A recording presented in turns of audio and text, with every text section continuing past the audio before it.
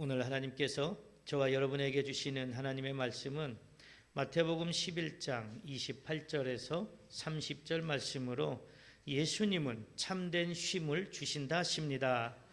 예수님은 참된 쉼을 주신다 하십니다. 이러한 제목으로 하나님의 말씀을 선포하겠습니다.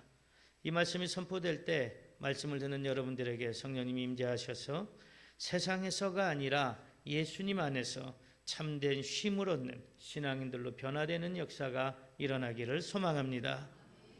사랑하는 성도 여러분, 오늘 성령의 감동으로 기록된 본문 말씀을 통하여 하나님께서는 예수님은 참된 쉼을 주신다 하시면서 두 가지로 축복의 말씀을 주십니다. 그 축복의 말씀이 무엇일까요? 첫째로 예수님은 참된 쉼을 주시기 위해 수고하고 무거운 짐진 자들을 부르신다 하십니다. 오늘 성경 본문 말씀 마태복음 11장 28절에 이렇게 말씀하십니다. 수고하고 무거운 짐진 자들아 다 내게로 오라 내가 너희를 쉬게 하리라. 아멘. 수고하고 무거운 짐진 자들을 예수님이 부르십니다. 이 말씀으로 볼 때 힘든 농사일 노동으로 인해 몸이 지쳐 있는 사람들만을 생각하기 쉬운데 이 말씀은 몸이 지쳐 있는 사람들만의 말씀이 아닙니다. 예수님이 말씀하시는 수고하고 무거운 짐진 자들은 당시 로마의 압제 속에서 육체적으로 정신적으로 지치고 약해져 있는 사람들을 말하기도 하고 당시 유대 사회에서 율법주의적인 종교 지도자들의 가르침 아래에서 영적 도덕적 부담감에 짓눌려 있는 사람들을 말하기도 합니다. 당시 종교 지도자들은 많은 규례와 전통을 만들어서 백성들에게 지키기 어려운 짐을 지웠습니다. 예를 들면 안식일을 거룩하게 지키라고 했는데 어떻게 거룩하게 지켜야 되냐? 안식일을 거룩하게 지키려면 몇 보 이상 다니면 안 되고 일하지 말라고 했으니 밥도 해서는 안 되고 뭣도 해서도 안 되고 이런 규례들을 무수히 만들어 놓고 백성들에게 지키라고 그렇게 가르쳤습니다. 그렇게 지켜야 구원받을 수 있다고 합니다. 로마의 압제 속에서 하루하루 희망 없이 육체적인 고통까지 참아가면서 경제적인 어려움도 참아가면서 사는 것도 힘든 일인데 거기에 무수히 많은 율법의 무게까지 더해졌으니 그 삶이 얼마나 힘들고 절망적이었겠습니까? 사람이 살면서 하루하루 고통의 삶이라 할지라도 내일이면 좋아지겠지. 내가 조금만 더 고생하면 삶이 더 나아지겠지. 처자식도 좀 더 편안하게 살 수 있겠지. 이러한 희망이 있다면 힘들고 고단한 하루하루의 삶을 견뎌낼 수 있습니다. 그렇게 힘들고 고통스러운 삶 가운데 이 땅에서의 삶을 마치면 천국에서 영원한 안식을 취할 수 있다는 희망이라도 있어야 하는데 당시 종교 지도자들에 의해 지워진 율법의 무게가 그들을 더욱더 절망 가운데 빠지게 했으니 그 삶이 얼마나 희망이 없고 고통스러운 삶이었겠습니까? 율법은 사람을 억압하기 위해서 있는 것이 아니라 사람의 생명과 복을 위해 존재합니다. 하나님께서 율법을 주신 이유는 율법을 통해 죄를 깨닫게 하시고 자신이 죄인임을 고백하게 하시고 하나님의 도우심을 간구하여 하나님의 은혜가 필요함을 깨닫게 하기 위함이었습니다.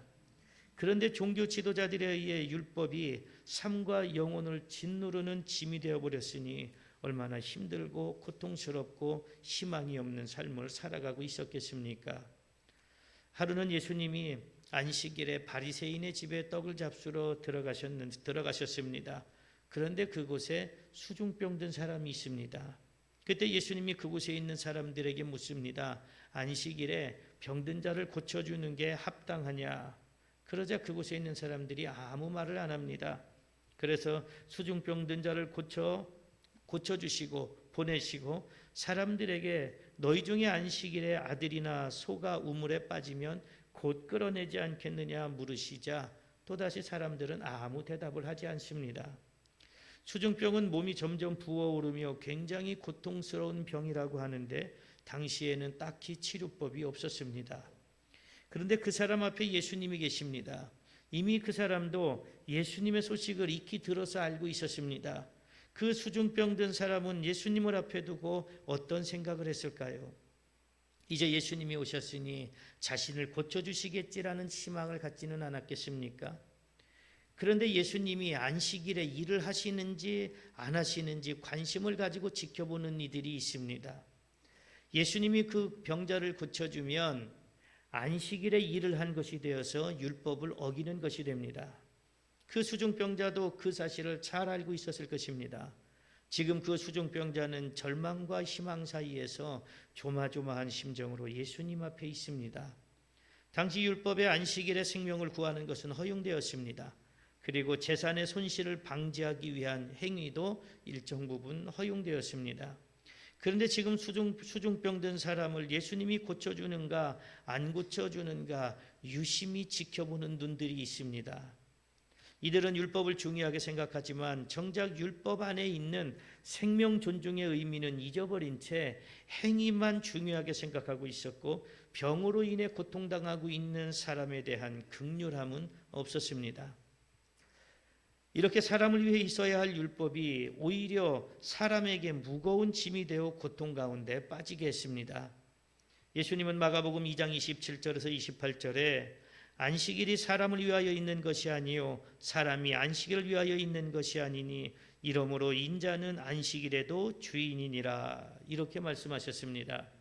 이 말씀은 안식일이 인간을 억압하거나 구속하기 위한 것이 아님을 말씀하는 것으로 인간이 안식일의 노예가 되어서는 안 된다는 말씀입니다. 안식일은 육체적 휴식과 영적 재충전 그리고 하나님과의 교제를 통해 참된 안식을 누리도록 하기 위해 하나님께서 주신 선물입니다.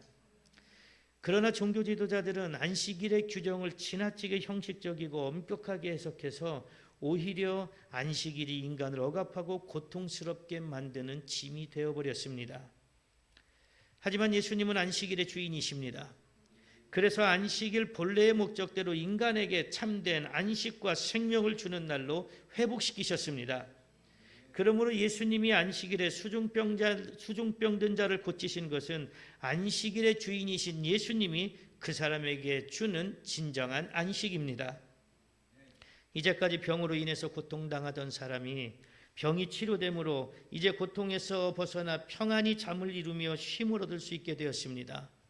지금 이 시대를 살아가는 사람들에게도 쉼이 필요합니다.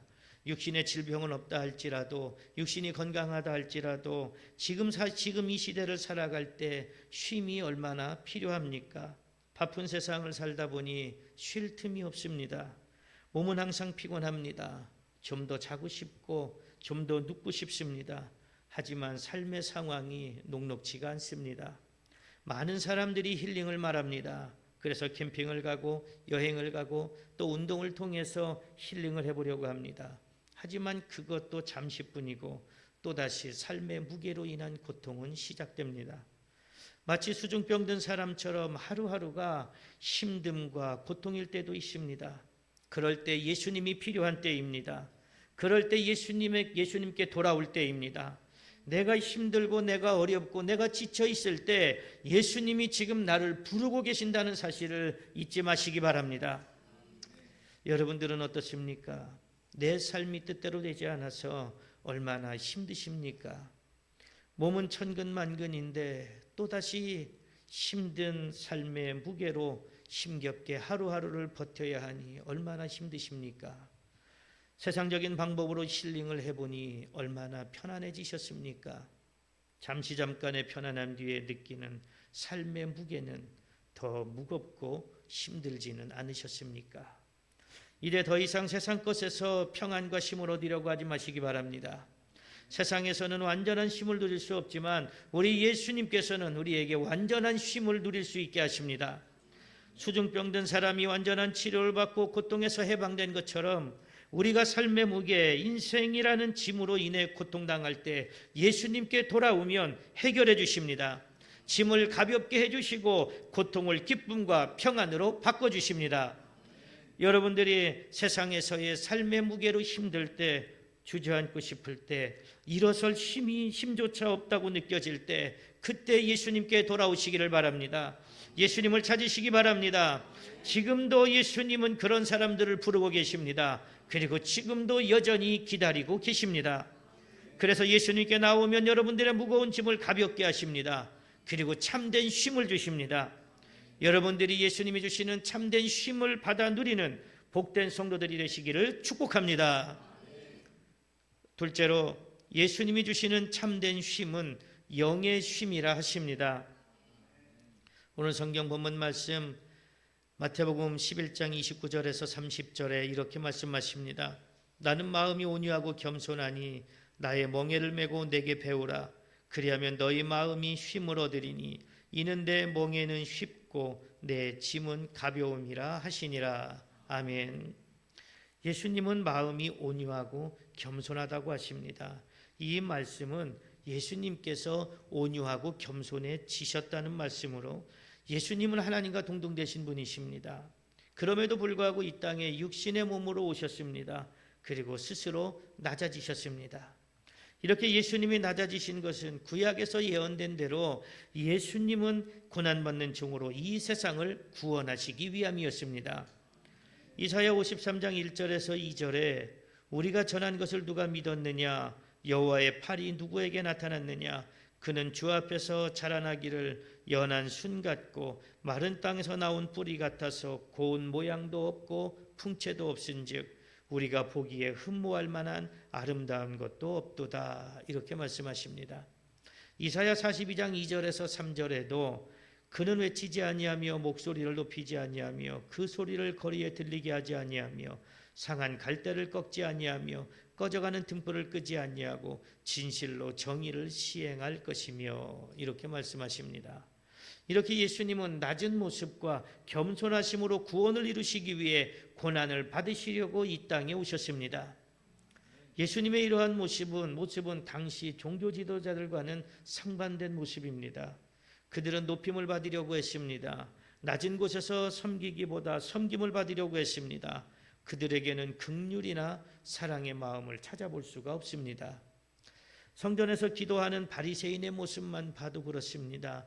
자기는 모든 것을 잘했다고 합니다. 율법도 다 지켰다고 합니다. 11조도 했다고 합니다. 그래서 나는 저 세리와는 다른 사람이라고 이야기합니다.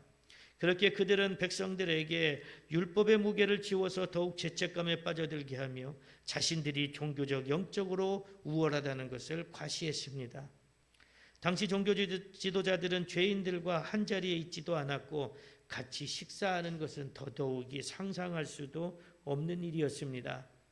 하지만 예수님은 온유하고 겸손하십니다. 그래서 누구나 예수님께 가까이 갈 수 있습니다.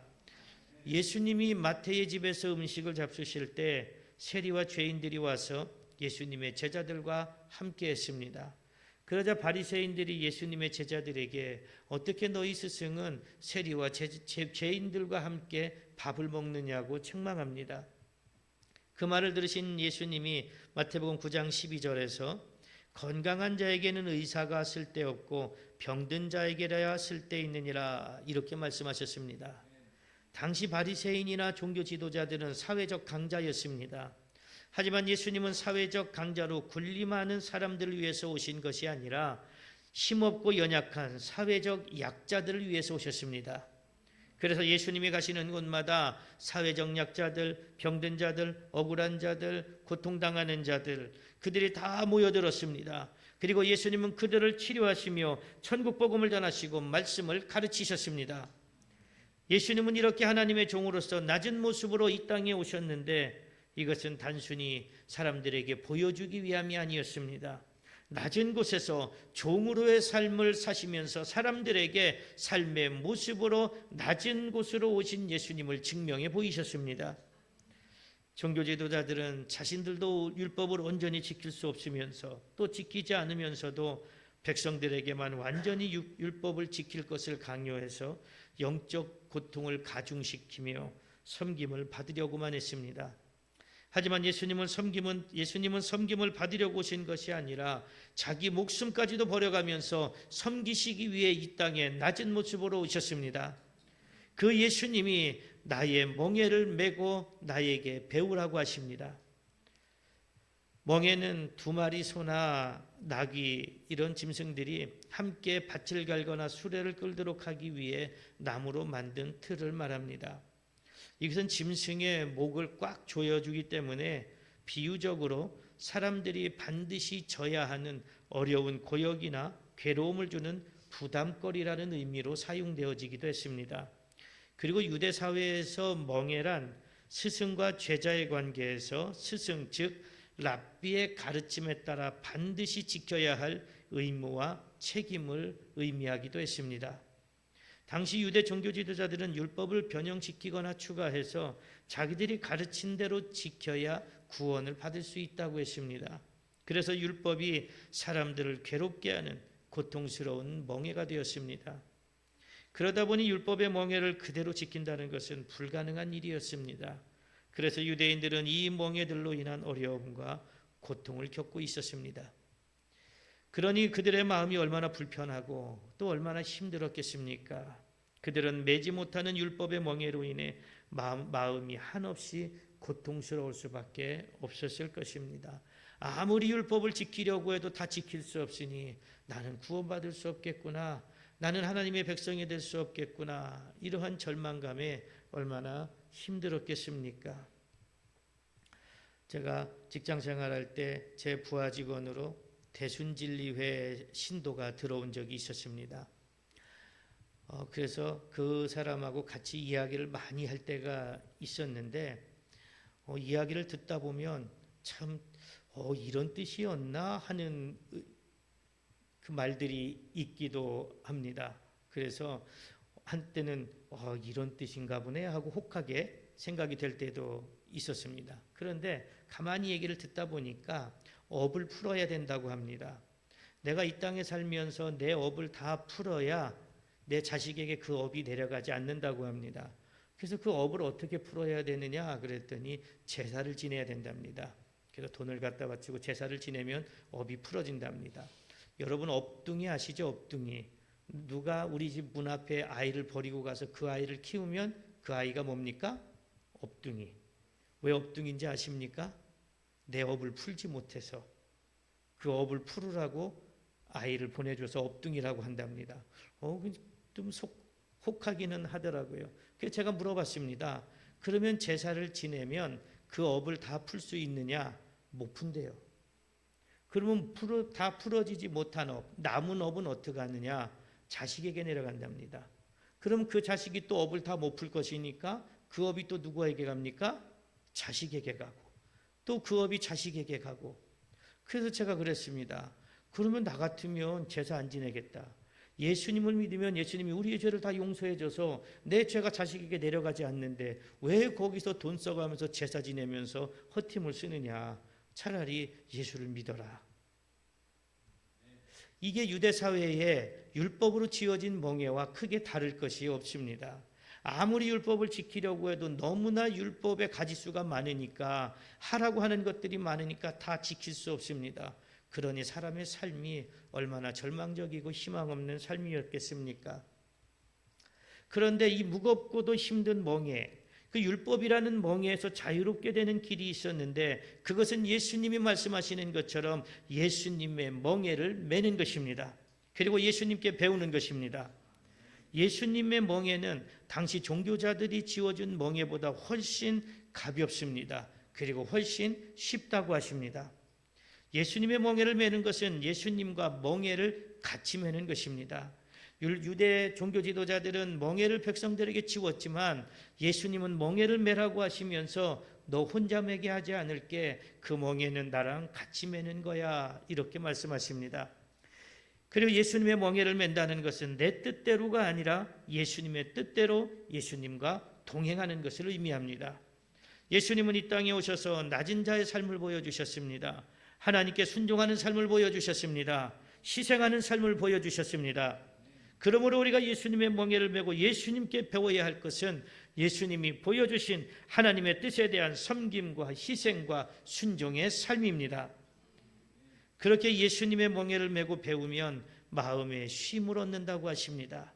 이 말씀은 예수님의 멍에를 메고 예수님의 가르침대로 살면 참된 안식과 평안을 주신다는 말씀으로 육신의 안식과 평안이 아니라 영의 안식과 평안입니다. 몸이 아무리 편해도 마음이 편하지 않으면, 몸이 아무리 편해도 내 영이 편하지 않으면 그 삶은 고통일 수밖에 없습니다. 그래서 예수님은 단순히 육신의 평안이 아니라 영의 평안을 우리에게 주신다고 말씀하십니다. 물론 이 말씀을 반대로 해석해 보면 예수님의 멍에를 매지 않고 예수님의 말씀대로 살지 않으면, 예수님의 가르침대로 살지 않으면 영의 안식과 평안은 누릴 수 없다는 말씀입니다. 지금 이 시대를 살아가는 사람들은 저마다 자신을 위해 그리고 가족을 위해 많은 수고를 아끼지 않습니다. 더 많은 것을 가지기 위해, 그리고 더 많은 것을 누리기 위해, 더 많은 것을 즐기기 위해 쉴 새 없이 일하고 또 일하고 또 일합니다. 그렇게 열심히 노력해서 더 많은 것을 가지며 누리고 살고 있음에도 마음 한쪽에는 만족을 모르고 마음 한구석에 채워지지 않는 공허함이 자리 잡고 있습니다. 그러다 보니 하루하루의 삶이 큰 의미가 없습니다. 어떻게 하면 더 즐거울 수 있을까? 어떻게 하면 더 자극적일까 하는 것을 찾다가 도박이나 마약 같은 것에 중독되어 인생을 망치는 경우도 허다합니다. 세상적인 것들을 더 많이 가지고 누리면 행복할 것 같은데 결코 그렇지가 않습니다. 이상하게 많이 가지면 가질수록 더 가지고 싶은 욕심 때문에 마음이 불편해집니다. 진정한 안식과 평안은 세상적인 것에 있지 않고 예수님 안에 있습니다. 세상적인 것은 아무리 많이 가져도 불편하지만 예수님이 주시는 안식은 누리면 누릴수록 더욱더 평안함을 누릴 수 있습니다. 그래서 우리 믿음의 사람들은 예수님과 함께 예수님의 멍에를 메고 예수님의 가르침에 순종하며 살아야 합니다. 그래야 예수님이 주시는 참된 평안과 안식을 누릴 수 있습니다. 그러면 예수님이 주시는 참된 평안과 안식이 무엇일까요? 그것은 죄와 죄책감으로부터의 해방으로 느끼는 평안과 안식입니다. 율법주의적 멍에로부터 자유로 인한 평안과 안식입니다.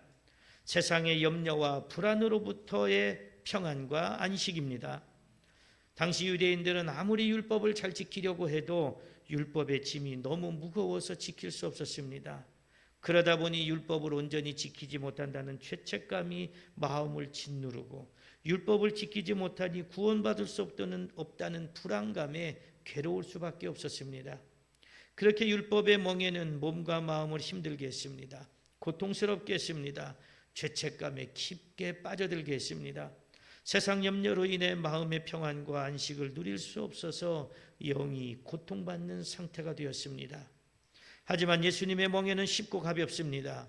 예수님이 가르쳐 주신 것처럼 낮아지고 겸손함으로 섬기고 사랑하며 복음을 전하는 삶을 살면 되기 때문입니다.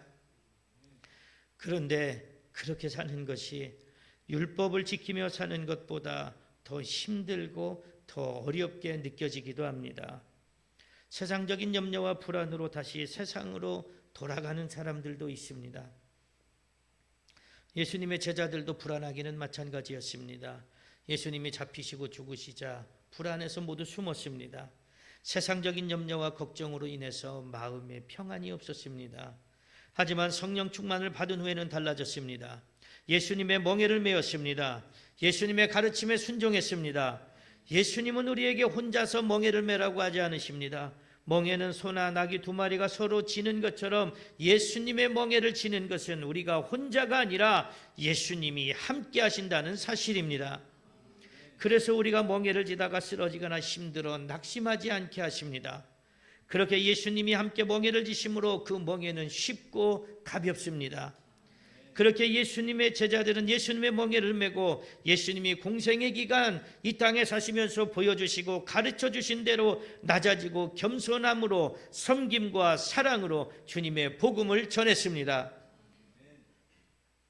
그들에게 더 이상 세상적인 것들이 장애물이 되지 않았습니다. 염려거리가 되지 않았습니다. 세상에서 많은 것을 가지고 살지 못해도, 많은 것을 누리지 못해도, 풍족하지 못해도 그것 때문에 마음이 불편하고 괴롭지 않았습니다. 불신앙의 눈으로 보면 분명 그들은 더 고통스럽고 힘든 삶을 살고 있고 바보 같은 삶을 살고 있는 것 같은데 오히려 그들은 영적으로 더 평안했습니다. 행복했습니다. 주님 안에서 영혼의 참된 안식을 얻었습니다. 오늘 여러분들은 어떻습니까? 마음의 평안과 행복을 위해 세상에서 얼마나 수고하고 애쓰며 살고 있습니까? 그랬더니 마음의 진정한 평안과 행복이 넘쳐나셨습니까? 아니면 그럴수록 뭔가 채워지지 않는 공허함과 불안함으로 더 괴로운 날들을 살고 있지는 않습니까? 혹시 교회에 나오기만 하면 세상적인 것들이 채워지고 공허한 마음이 평안함으로 채워질 것 같아서 교회에 나오시는 분은 안 계십니까? 세상에서도 나의 노력 없이 아무것도 얻을 수 없는 것처럼 주님이 주시는 참된 쉼도 아무 노력과 헌신 없이 얻어지고 누릴 수 있는 것이 아닙니다. 오늘 예수님의 말씀처럼 예수님의 멍에를 메고 예수님의 가르치심대로 낮아지고 사랑하고 섬기며 복음을 전하는 삶을 살 때 비로소 예수님이 주시는 참된 쉼을 얻을 수 있습니다. 예수님이 주시는 참된 쉼은 잠깐 있다가 없어지는 쉼이 아닙니다. 육적 평안함만 주는 쉼이 아닙니다. 우리의 영이 누리는 가장 근본적이고 영원한 참된 쉼입니다. 여러분들이 예수님의 멍에를 온전히 메고 예수님의 가르침에 순종하는 신실한 신앙인의 삶을 살아서 예수님이 주시는 영의 참된 쉼을 누리는 복을 받으시기를 축복합니다. 사랑하는 성도 여러분, 오늘 성령의 감동으로 기록된 본문 말씀을 통하여 하나님께서는 예수님은 참된 쉼을 주신다 하시면서 두 가지로 축복의 말씀을 주셨습니다. 그 축복의 말씀이 무엇이었습니까? 첫째로 예수님은 참된 쉼을 주시기 위해 수고하고 무거운 짐진 자들을 부르신다 하셨습니다. 둘째로 예수님이 주시는 참된 쉼은 영의 쉼이라 하셨습니다. 그러므로 여러분들도 인생의 무거운 짐을 지고 수고하며 참된 쉼을 누리지 못할 때 예수님께 나오시기를 바랍니다. 예수님이 부르시는 음성을 들으시기를 바랍니다. 예수님이 주시는 쉽고 가벼운 멍에를 메시기 바랍니다. 그래서 이 땅에서 살아가는 동안 예수님이 하나님의 뜻에 순종하셨던 것처럼 예수님의 가르침에 순종하고 주님의 십자가 복음을 충성되게 전하며 주님이 핏값으로 세우신 주님의 몸된 교회를 위해 헌신하시기 바랍니다.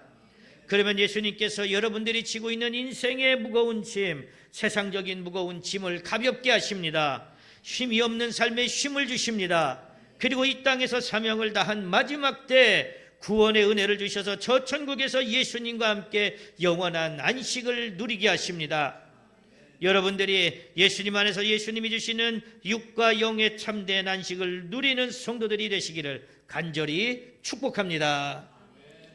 기도하겠습니다.